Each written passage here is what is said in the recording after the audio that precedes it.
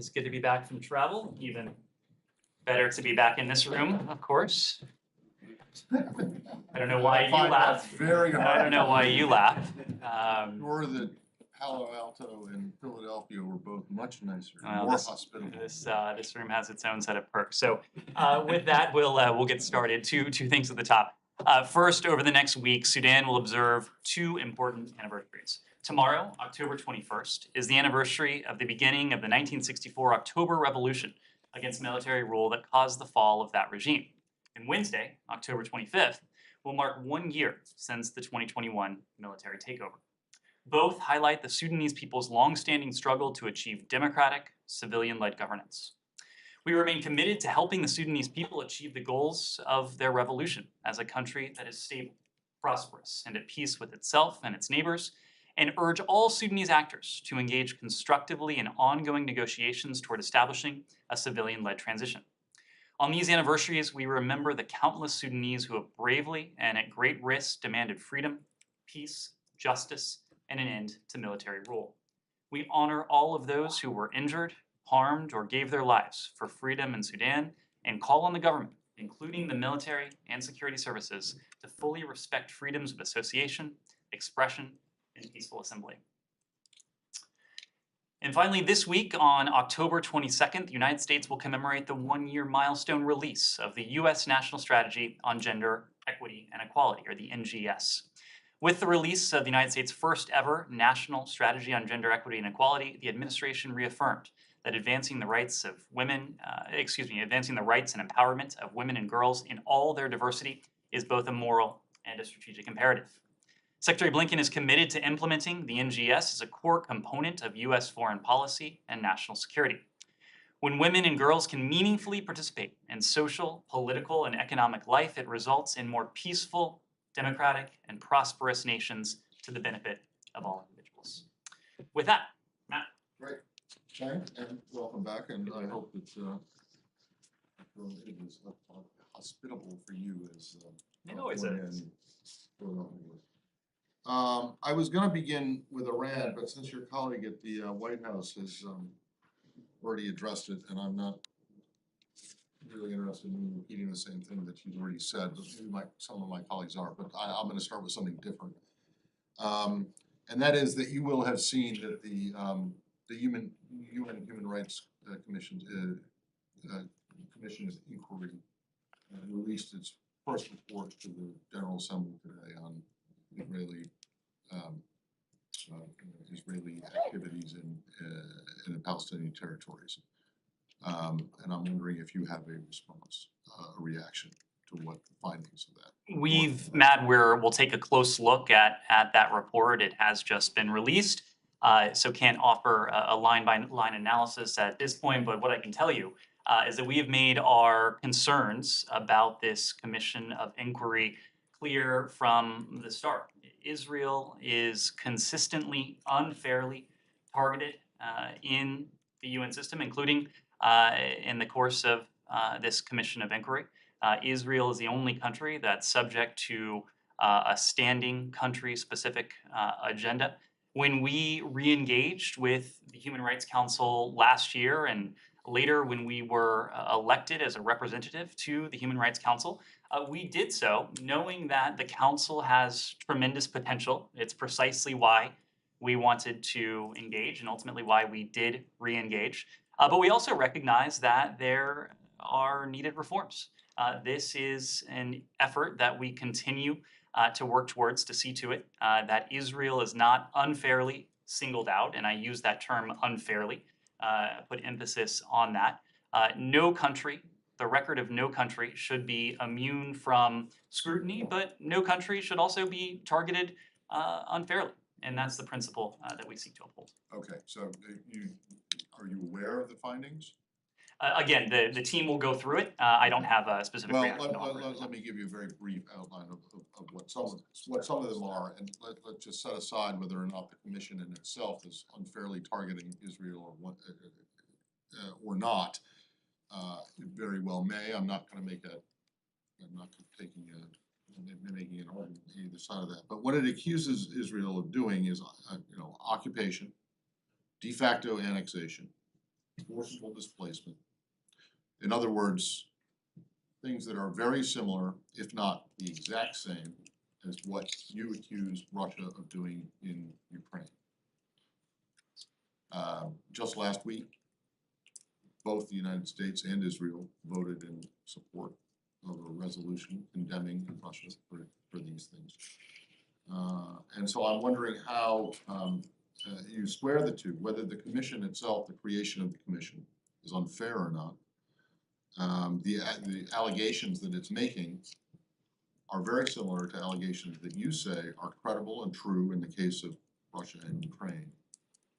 And so what's the difference? First, Matt, when it comes to the report that was just released, again, we will go through it. We will go through it carefully and thoroughly, and we can offer more feedback on the specific assertions at that time. So I'm not going to go into the specific assertion, but what I will note is that we categorically reject the blanket comparison between the actions of the Kremlin, Russia in this case, that has launched and waged a brutal war of aggression against another sovereign state, a sovereign state that posed and poses no threat whatsoever to the Kremlin, a military campaign that has whose toll can be measured in thousands upon thousands of lives lost, a campaign that has been condemned, as you alluded to, by countries around the world, 141 countries in the case of the March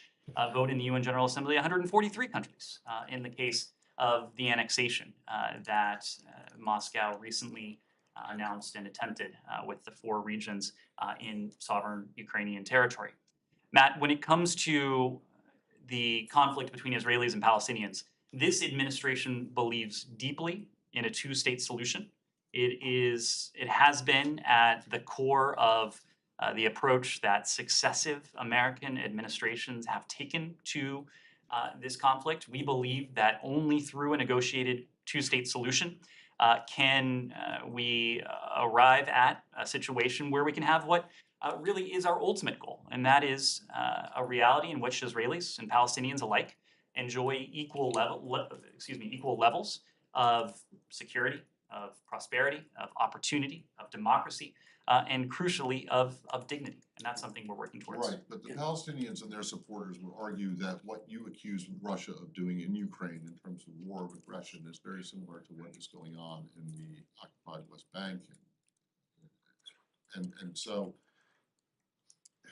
I guess I'm trying to find what you find is different, because obviously Russia contests those allegations that you make against it, whether they're right or not. Israel contests the allegations that are being made against it in this report and by others, including human rights groups that you cite repeatedly.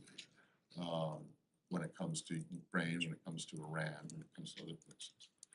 Is the difference that Ukraine is a sovereign state, in your view, and that Palestine is not? That is a key difference. You point to some of what critics are saying. Look, no country is or should be immune from criticism. That, of course, includes Israel. Some of the criticism that we've heard, and we've, of course, offered our own over the course of recent months, is justified. Much of it is not. And so when you point to comparisons and criticisms, I think it is important to take a step back and to recognize the profound differences between those 2 situations. You mentioned one of them, and it is a paramount difference. Well, listen, it's not me, it's me, the chairwoman of the Commission of Inquiry. There are many assertions. There are many assertions around the world that are made. She is the one who pointed out that just last week, 143 countries, including the United States and Israel, voted to condemn Russia for its actions. Not me. So sorry if you. I know. I'm repeating the point that she has made. You're asking the question, and I'm making the points. Let me just follow up on that. So, with the issue with the linkage, you said there's absolutely no linkage, no comparison whatsoever. You dispute that the Palestinians are militarily occupied, that Israel has annexed Palestinian land? Do you dispute that? Do you dispute that they have forcibly removed population? Do you dispute that? Do you have any other different kind of information that could convince the world that you're speaking to that these facts that you cited are in fact are not, that's not what the Palestinians are experiencing? Say we've spoken to the reality, to the plight that Palestinians I'm face. sorry, Ned. And- I'm not talking about the plight and the reality and so on. You dispute that they are militarily occupied. We don't dispute that, and we've been clear about that. Do you It is feel a, that it is this a military historical occupation should fact also that the end? West Bank has been occupied since 1967. That is why at the center of our policy is the recognition that only through a negotiated two-state solution can we achieve what Palestinians seek and what Israelis seek, and that is a reality in which Israelis and Palestinians enjoy equal levels of these virtues, of these elements: security, prosperity, democracy, freedom, and dignity. That's what a two-state solution can bring about. Just as we have acknowledged historical realities and realities on the ground, we've also acknowledged, as have previous administrations, that we're not there yet, clearly, in terms of a two-state solution, or even in terms of creating a constructive atmosphere in which the two sides can sit down together and attempt to make progress towards that reality of a two-state solution. That is why this administration, from the earliest days, has focused on practical measures that can provide some benefit to the Palestinian people, and you can measure those practical measures in the hundreds of millions of dollars, verging on $1 billion over the course of this administration in terms of humanitarian support to the Palestinian people. It's why we have maintained our sacrosanct commitment to Israel's security, knowing that if Palestinians feel opportunity and Israelis feel security, those are conditions that can help galvanize efforts to advance a two-state reality. We're going to continue working on that. We're going to continue to set the stage so that we can ultimately seek to make progress. Okay, I tell you what, Palestinians appreciate all the help that the United States gives them, but they would appreciate more being free from occupation and controlling their own destiny. I want to ask you, you began by citing anniversaries and so on. Well, on October 26th, happened to be the first anniversary of the closure of 6 human rights organizations in Palestine. And you have not. I mean, your position remains mysterious. Nobody understands it really. I mean, have you said that you received their answers or to your queries and so on, but we don't know. What is your position? Are you, a year after this happened, are you calling them to reopen those, or are you saying now they are guilty of what the Israelis are accusing them of? Saeed, we haven't said either of those things. What we have said, and Why not? I mean, Ned, I'm sorry, but why not? It's been a year. Saeed, we have spoken, I think, clearly about our position on this. And our position is that human rights and the importance of civil society is applicable in countries and places around the world. Israel is no different.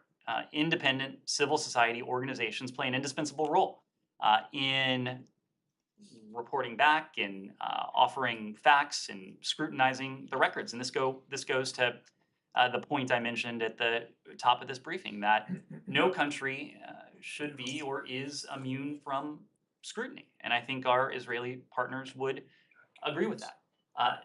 That's why we have always contended there must be an extraordinarily high bar when it comes to taking action against independent civil society organizations. We want to see that bar protected. We want to see that bar preserved. The Israelis have told us that they had the requisite information to take the actions that they did. They have provided us in recent weeks with additional information. We are in the process of reviewing that, but this goes back to a point that we made in the days after this action was first announced a year ago. The United States does not have a relationship with these organizations. We've long considered the PFLP a terrorist organization. Our relationship with these organizations is not what other countries and groups of countries had or have today. So there is no question about us severing a relationship. We never had one to begin with. The principle that we think is important is that civil society plays an indispensable role around the world. We want to see that role protected. Lastly, why are you remaining silent on the increased violence that is being inflicted on Palestinians as we speak? I mean, as we speak today, Nablus is besieged, Jenin is besieged, Tulkarm is besieged, and so on.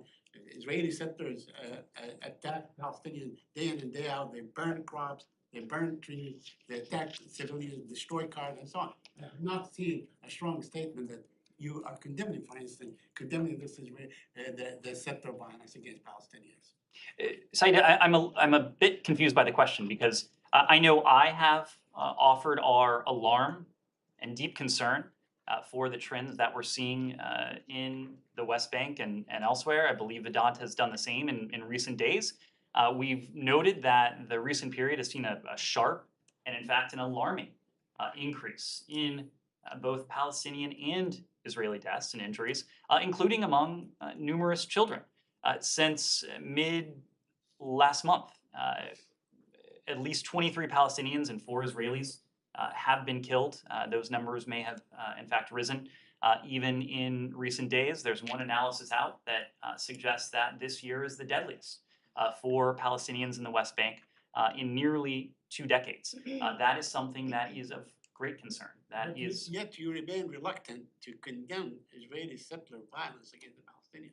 You have not mentioned settler violence against the Palestinians, even in your last statement. Said, we always take issue, we always condemn violence against civilians, against innocent civilians.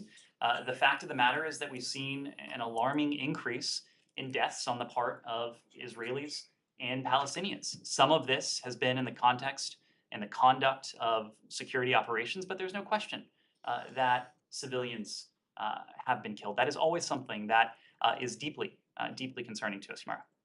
Ned, I just want to follow up on a couple of things that Kirby said. So he said the U.S. has evidence that Iranian personnel were on the ground in Crimea. That's a different level of military alliance between Russia and Iran. I'm just wondering where that leaves the nuclear talks that were stalling for some time. Is the United States, under these new circumstances, are you guys still pursuing to revive JCPOA with Iran? Let me offer a couple of broad words on the trends that we're seeing, and then I'll come to your question. But the reports and the information that we're providing today that you've heard from Kirby, that you'll hear from us as well, speak to really the evolution of Russia's campaign in Ukraine that we've seen over the course since February 24th of this year. When President Putin first ordered his forces into Ukraine, Russia, I think it is fair to say, had grandiose objectives. Russia's objective was to wipe out the Ukrainian state. It was to eliminate the Ukrainian government, Ukrainian democracy. In many ways, Ukrainian identity itself. It is wrapped up in this warped and perverse notion that Ukraine does not have the right to exist as a country. And so we've seen those grandiose objectives really transform into, I think, what is better described as grotesque objectives. As Russia has recognized that it's not in a position to realize those grandiose ambitions, it's turned to the grotesque. It has gone from seeking to topple the state into a race of people and a country to targeting and hitting power grids, electricity supplies, even more horrifically, neighborhoods, residential buildings, shopping malls, train stations, schools. In all of this, it's true that Russia has grown more desperate in recent months. And we've seen any number of indications of this desperation, the mass mobilization, the repression within Russia that has followed this mass mobilization, the attempts to annex by force, the imposition of martial law in the regions that President Putin sought to annex. Just think about that for a second. President Putin annexed these regions, claiming that there were individuals in these regions who so desperately sought refuge from the Ukrainian state that they wanted to join Mother Russia. And now Putin is, I think, proving the lie by declaring martial law in regions that he claimed just a couple weeks ago so desperately sought to join Russia. I think the fact is that even though Russia is desperate, doesn't make it any less dangerous in some ways. And we've seen that in Russia, perhaps out of desperation, turning to countries like Iran to provide the wares that it is unable to produce or to acquire through other means. Some of this is a reflection of the export controls, of the sanctions, of the economic measures that we've imposed on Russia. The fact is that they don't have the ability to organically produce, to import the key inputs that they need, and so they're turning to Iran. They're exploring arrangements with North Korea. And so as you heard from my colleague from the White House today, we can confirm that Russian military personnel based in Crimea have been piloting Iranian UAVs and using them to conduct kinetic strikes across Ukraine, including in strikes against Kyiv in recent days. We assess that Iranian military personnel were on the ground in Crimea and assisted Russia in these operations. Russia has received dozens of these UAVs so far and will likely continue to receive additional shipments in the future. In spite of all of this, we've seen Russia and Iran continue to lie, continue to claim that there's no there there. The Iranians continue to claim that they are not providing this material, and for indisputable proof to continue to emerge. And some of that proof was put on display before the UN Security Council yesterday. Okay, but are you guys still pursuing a deal with Iran? Because that's what I asked. And also Kirby said, like, we're not focused on an Iranian nuclear deal right now. What does that mean? Well, right now, the eyes of the world are where they should be. They are on the bravery. No, but I mean, like, when he says we, like, I'm not sure he's talking about the eyes of the entire world, but mostly the eyes of the United States. So, like, are you guys still pursuing a deal with Iran or not? And what does the not focused mean? So Humaira, at this point, of course, it's no secret that a deal does not appear imminent. A deal does not appear in the offing, at least not at the moment, because Iran's demands have consistently gone beyond the four corners of the JCPOA. We've heard nothing in recent weeks to suggest that Iran is prepared or preparing to change its approach. And so right now, the eyes of the world are where they should be. Right. But under these new circumstances, is the draft that was put forward from your perspective, is that still on the table? If Iran were to take it tomorrow, are you guys still offering that? That is a hypothetical that I don't think anyone expects to come to pass. The fact is that we continue, the president, let me back up, the president made a commitment that Iran will never acquire a nuclear weapon. We remain determined to uphold that commitment, to see to it that Iran never does acquire a nuclear weapon. Another proposition is that we continue to believe that diplomacy is the most effective, the most sustainable means by which to realize that commitment on a basis that is both permanent and verifiable. But the fact is that the JCPOA, the question is largely academic at the moment. And so right now we're focused, as is the rest of the world, on what is happening not in a foreign capital with negotiations, but right now in the absence, we are focused where the rest of the world is, on the bravery and the courage of the Iranian people. Gita. Thanks, Ned. On what is happening inside Iran, there's growing calls for Iran to be expelled from the UN Commission on the Status of Women And an NGO in Switzerland that advises ECOSOC has drawn up a draft resolution, and they say that they have also presented it to Secretary Blinken to present it to the council. Any thoughts on that? We've made our position on this very clear. Iran's membership on the UN Commission on Women is contemptible. It is beyond inappropriate. It is outrageous. We've always been clear that some of the worst human rights abusers sit on certain UN commissions. I think this is unfortunately a good example of that. We have worked in the UN system beyond what we've done using our own authorities and with our own voice to condemn the violence that Iran is perpetrating against, in many cases, the brave women and girls who are doing nothing more but exercising rights that are as universal to them as they are to anyone else. We were one of 54 countries that issued a joint statement at the Human Rights Council calling for Iran to cease the disproportionate use of force against what are undeniably peaceful protesters. We don't believe Iran should sit on this commission. We're going to look at proposals to affect that outcome. We're going to take a close look at ideas, and we'll lend our support where it's appropriate for us to do so. Alex. Sure. Yesterday, Iran announced that it has arrested several foreigners, including one American. And do you have any information, any update on that? I don't, and I'm not in a position to confirm that. We have been in contact with the Swiss, who are our protecting power, and we have seen no reason to, we've not been in a position to independently corroborate or confirm those reports. Just on human. Follow up? Just follow up on that. Yeah, sure.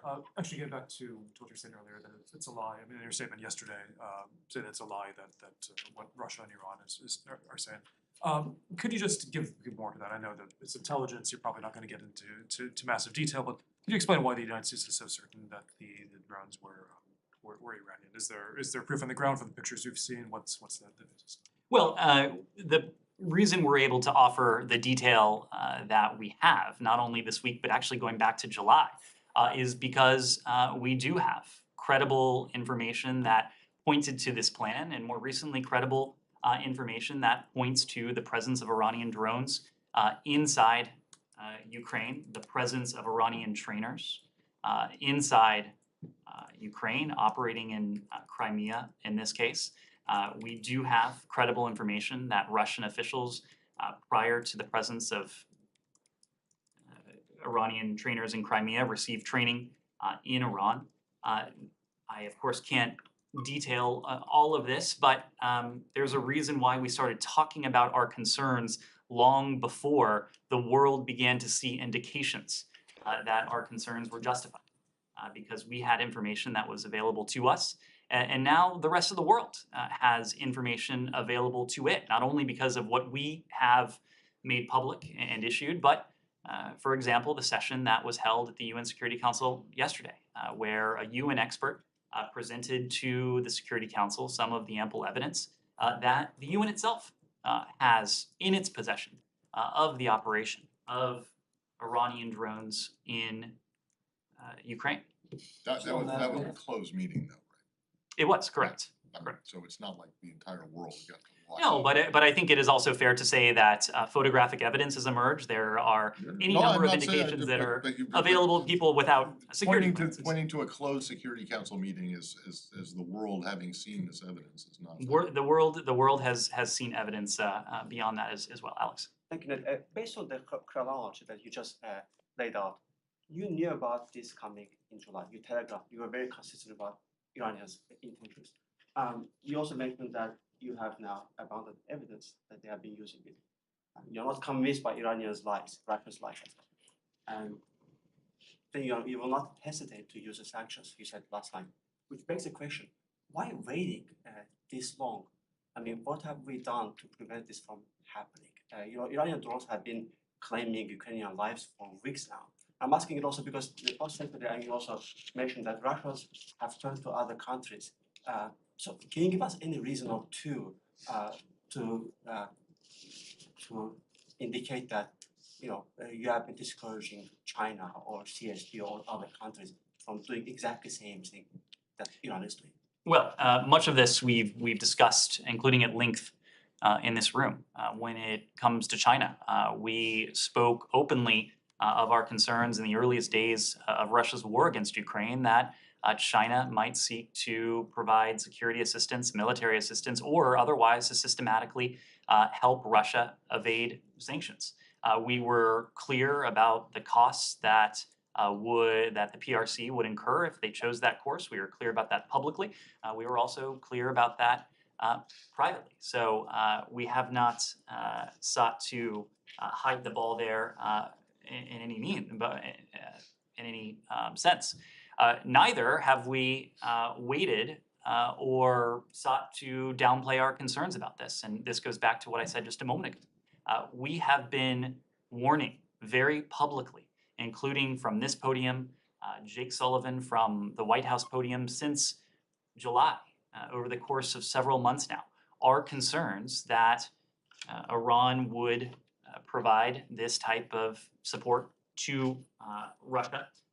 Today, we're making very clear as well that in light of Russia's ongoing shortages, some of which are owed to the export controls and the other measures we put in place, we're concerned that Russia may also seek to acquire advanced conventional weapons from Iran. That includes potentially surface-to-air missiles that will almost certainly be used to support Russia's war against Ukraine.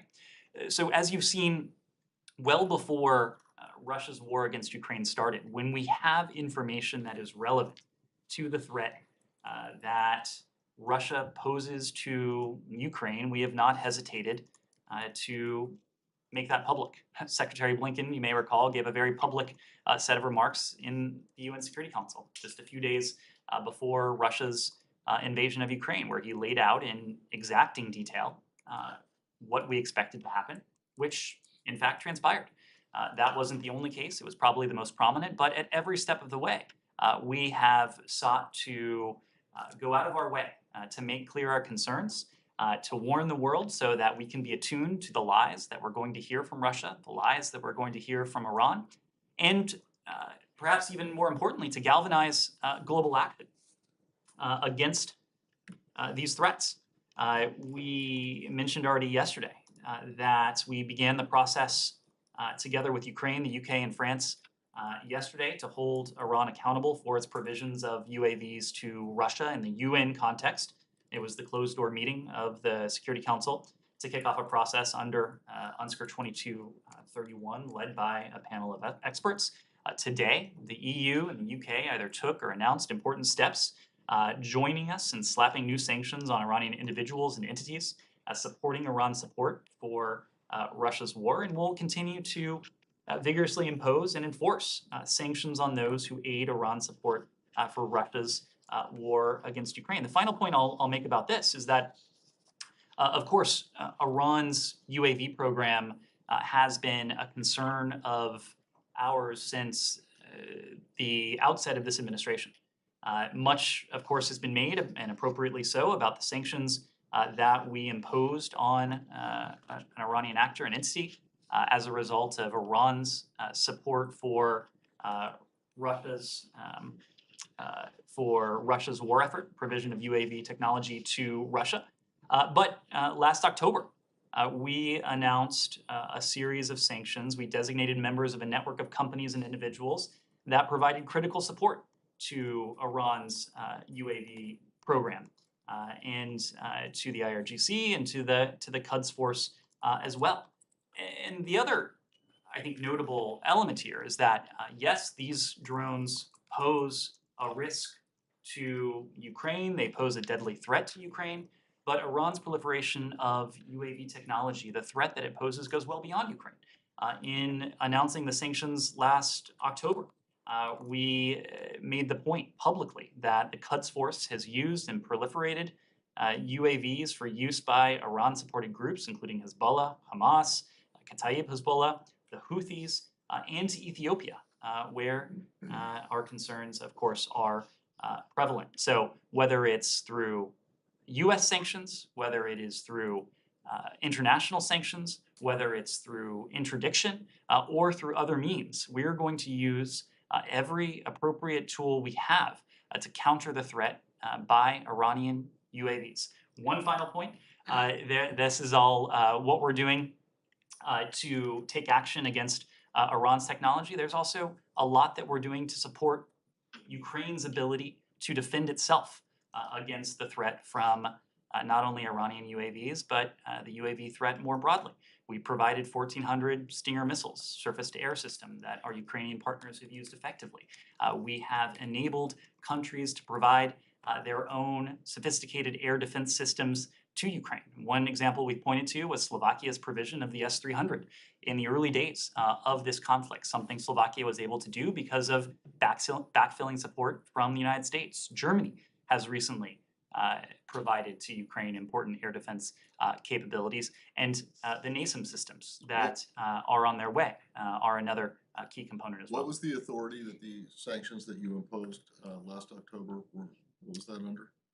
It was pursuant to Executive Order 1338, pursuant to Executive Order 13382. Which is, what does that give you the authority? Which is a counterterrorism authority. And at the UN? It was UN Security Council Resolution 2231. Can I ask you on that? I'll let you come back and you can ask us that. 2231, you're just on this topic as well. You guys are doing a lot of this in partnership with your allies and partners to counter UAV proliferation, especially from Iran. Multiple times this week, 2231 was mentioned from this podium. And last night there was a statement on the abundance of evidence that Iranian UAVs are killing civilians in Ukraine. But you also, despite not permanently killing the JCPOA talks right now, there's an executive order from here, and then there's the UN 2231, which expires in less than a year now, in 11 months. So are you guys working with partners at the UN Security Council to extend that? Because as you mentioned, it's further than just Ukraine, proliferation of UAVs. So what's the administration's point of view on 2231 and looking to extend that? Our point of view is that we are going to take every action we can to thwart Iran's ability to use and to export this deadly technology. We've done so under U.S. authorities.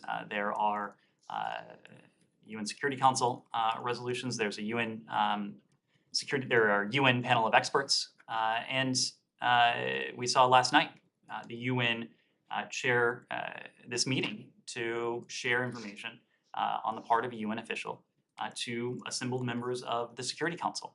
So we're going to use every authority and tool we have because we know the destruction of this technology. We know the harm, the death, the toll that it can inflict, not only in Ukraine, but in the region as well. Well, is that going to stay? I mean, if there's you could say it's hypothetical, but I mean, if there's a deal, is that embargo going to be lifted immediately under a JCPOA, as well as are you guys going to revoke what is it, Executive Order 13949?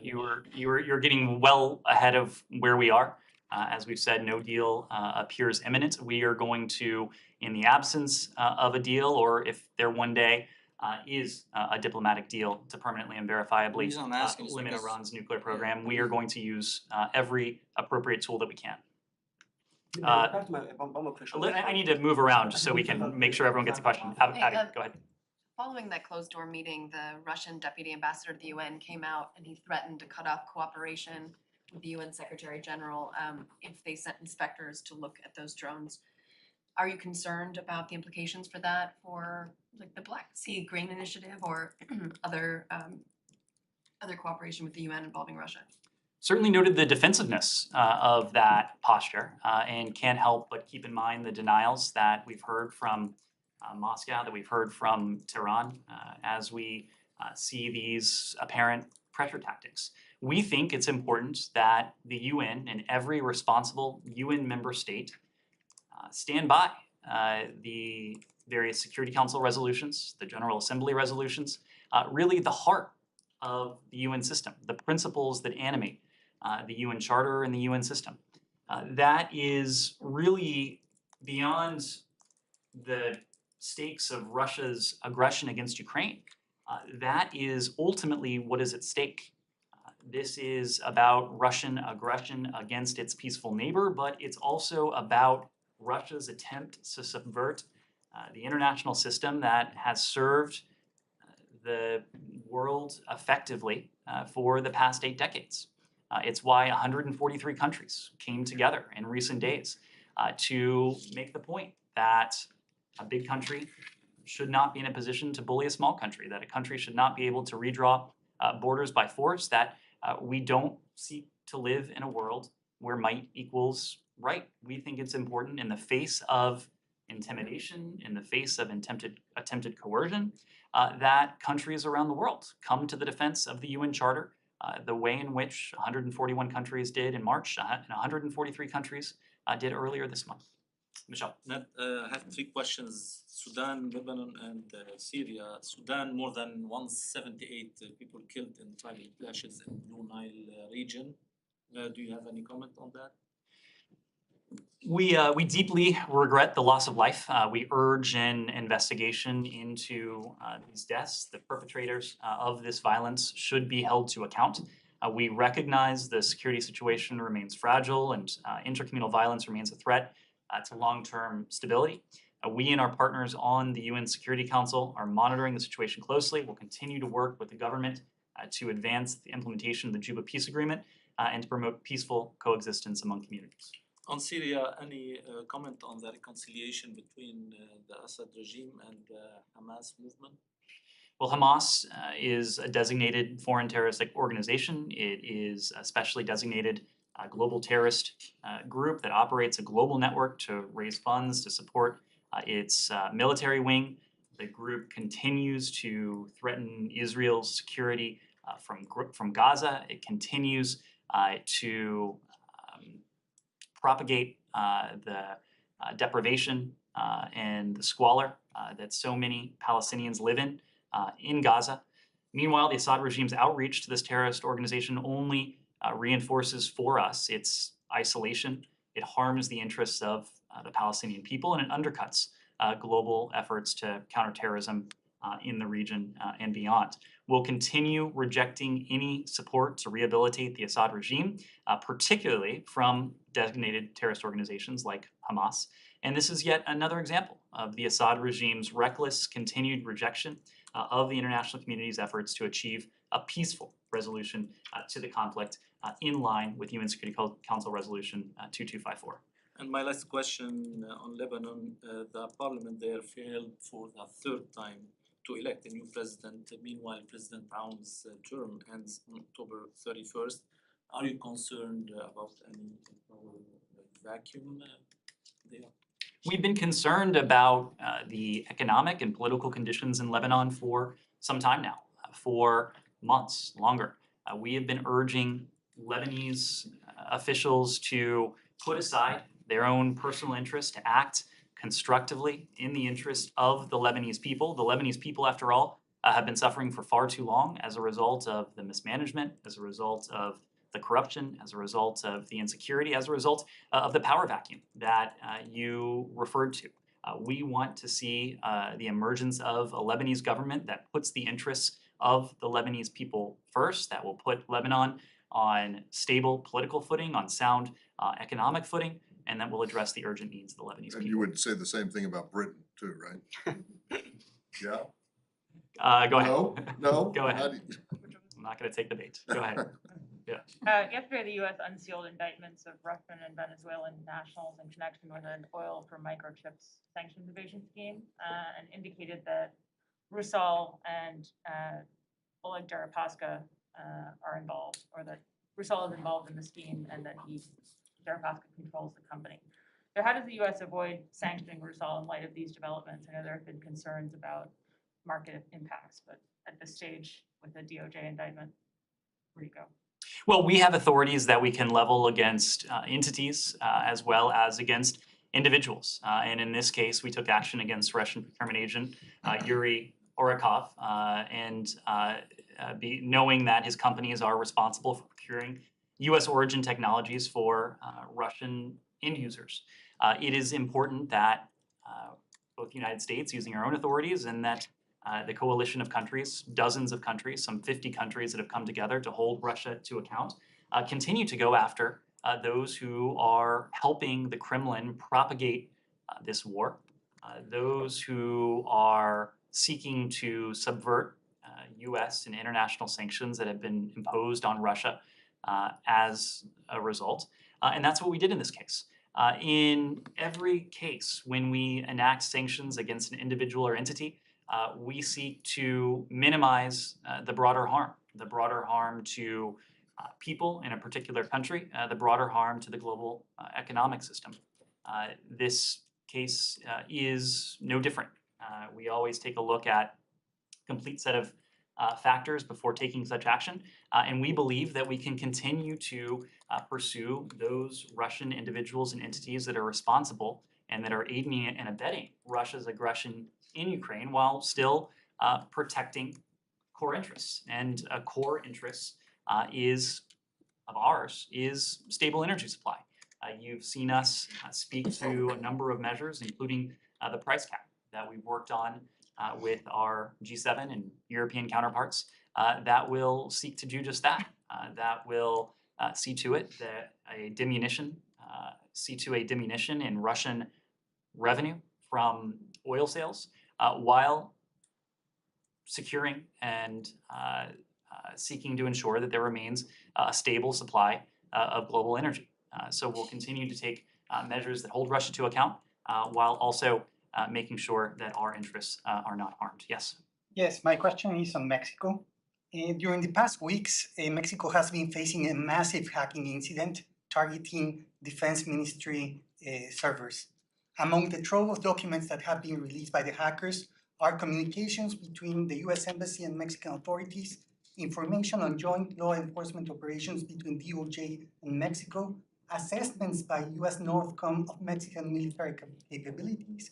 And the questions I have for you are two. Did the US government address this incident during last week's security talks with Mexico?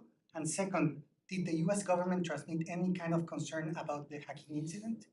So there's not much I can say on this because, of course, we wouldn't speak to reports of allegedly leaked or, in this case, hacked documents. I think what I can say is that these reports underscore for us the notion that no country, no institution is immune from the threats that we collectively face in cyberspace.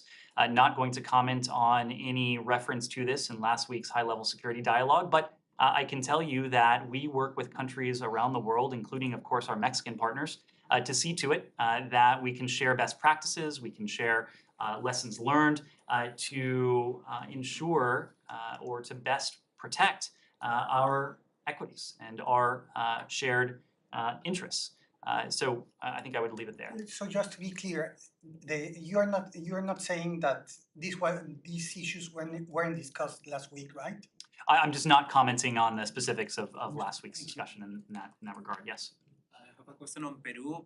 President Castillo is being investigated for several cases of corruption, and he has denounced a coup against him. Is the United States concerned about the stability of Peru? We're closely monitoring the political situation in Peru. As you know, Secretary Blinken had an opportunity to travel to Peru earlier this month to meet with our Peruvian counterparts. We continue to closely monitor the political situation. We believe that accountability remains vital to any open democratic political system. And as Peru engages in the hard work of democracy, the OAS may potentially serve as a partner in this process. Under the Inter-American Democratic Charter, we share a hemispheric commitment to upholding democratic values, human rights, the rule of law. That was a message that Secretary Blinken imparted in his high-level meetings with his Peruvian counterparts last week. Yes. Thank you. So on Security Chairman's trip to Japan, so in the background briefing this morning, senior State Department official said Taiwan will be one of the major topics.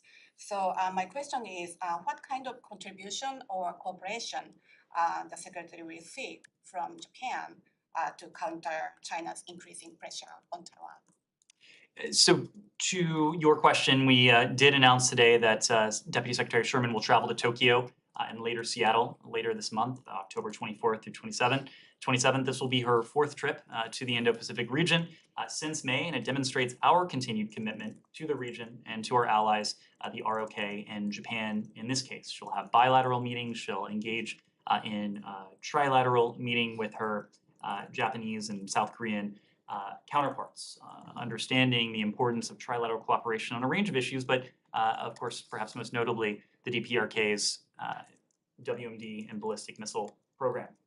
They'll have an opportunity in that trilateral format and in the various bilateral meetings as well to discuss a broader set of issues. As you heard from my colleague this morning, we expect that Taiwan will come up in that context. I suspect we'll have more to say after her visit, but I will just say briefly that our allies and partners in the Indo-Pacific, we share an interest in seeing stability in the Taiwan Strait. We share an interest in seeing the preservation of the status quo across the Taiwan Strait. These are issues that we consistently discuss. The Taiwan Strait holds profound geopolitical importance, but it also holds profound economic importance. And any instability, any change in that status quo that has served the region so well since 1979, over the course of more than 40 years, would have implications not only for the people in Taiwan, it would have implications not only for the United States, but of course also for our allies and partners in the Indo-Pacific. And so it's a shared interest of ours, and we often engage with them and take part in shared conversations. Yes? I have a question on Turkey. Deputy Assistant Secretary and White House, along with Elizabeth Rosenberg from the Treasury Department, were in Turkey for 3 days. Were the trip meet the expectations on discussion sanctions and export controls imposed on Russia, especially conveying the message to the Turkish business leaders? And the second question, is there any update on Turkey's F-16 purchase and modernization request? I'm hearing that technical talks and negotiations might be finalized within a few months. Thank you. So to your question, this week a delegation led by Elizabeth Rosenberg, who's a senior official at Treasury, they did meet with Turkish officials in Ankara and in Istanbul. I need to refer you to the Treasury Department for additional details, but they went because Turkey is an important and valued NATO ally that has expressed strong support for Ukraine's sovereignty, territorial integrity, and independence in the face of Russia's aggression.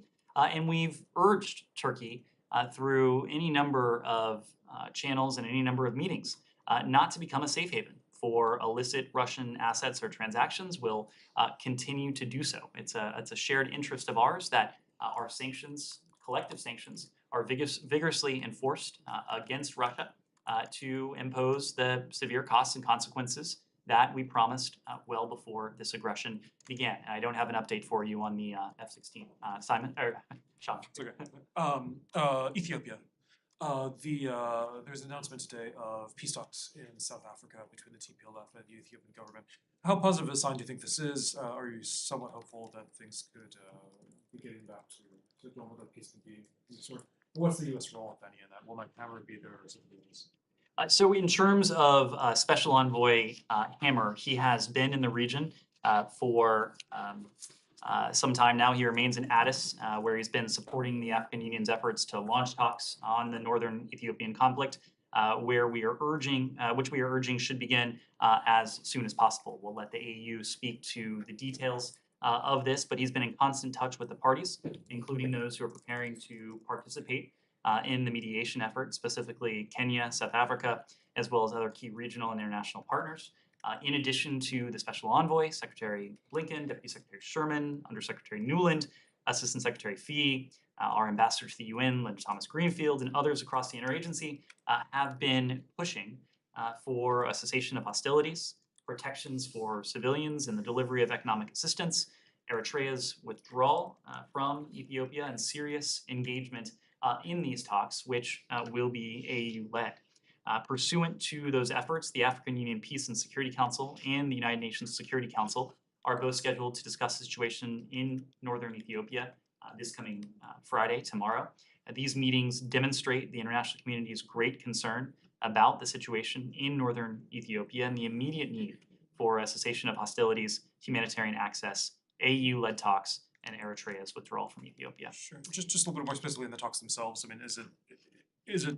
I guess it's not maybe not for the U.S. to say, but do you expect something concrete to come out of these? These are talks that are being led by the AU. We are going to support in every way that is helpful and that we can, but we would leave it to the AU to speak to these. I can take one final question, and then I unfortunately need to go. Yes, in the back.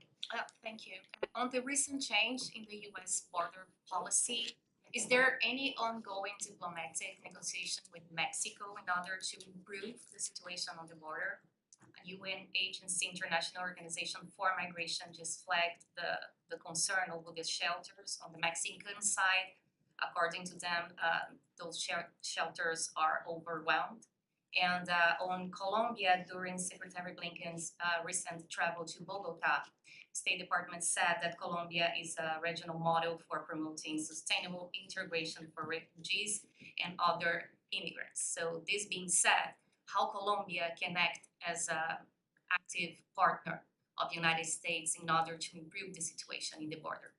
Can Petro be a partner or a link, a bridge, as he is close to Maduro?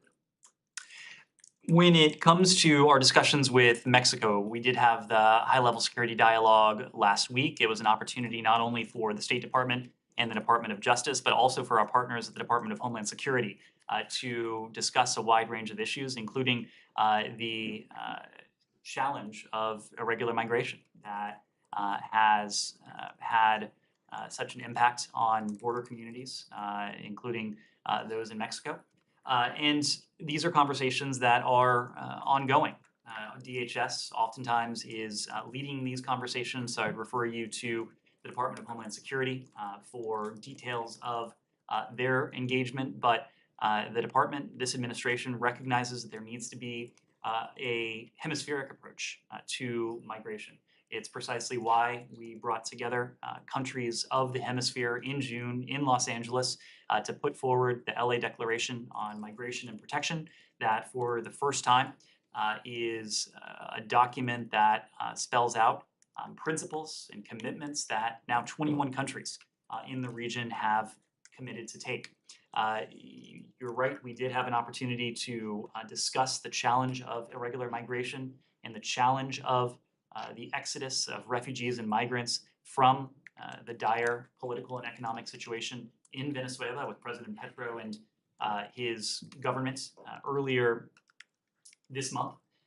Colombia has demonstrated extraordinary generosity and support for the hundreds of thousands, for the some more than 1 million Venezuelan migrants and refugees who have sought refuge in Colombia.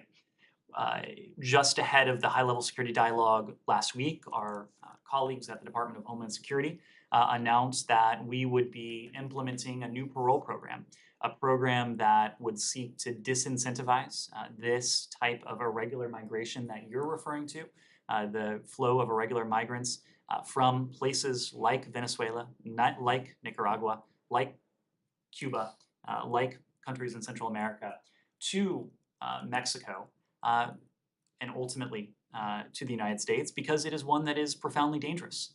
It is one that poses great and grave risk to those who face the horrifying decision of uprooting their lives, of sacrificing their livelihoods to make this dangerous journey to safety, to opportunity.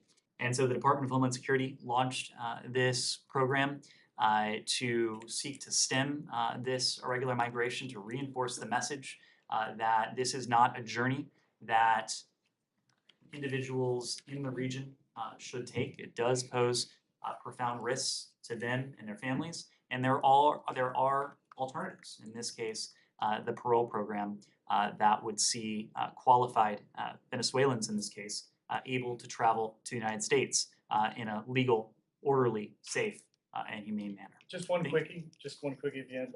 Russia's ambassador to Washington just made some comments saying that there are no communication channels between Washington and Moscow to reduce escalation like those that prevented a nuclear war between the two countries 60 years ago. Is that true?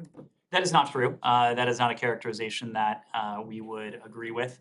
Of course, it is not business as usual with the Russian Federation, but we certainly have ways to convey messages of the highest importance to the Russian Federation when we need to. Thank you. Even after the Yenching Palace closed down? Thank you.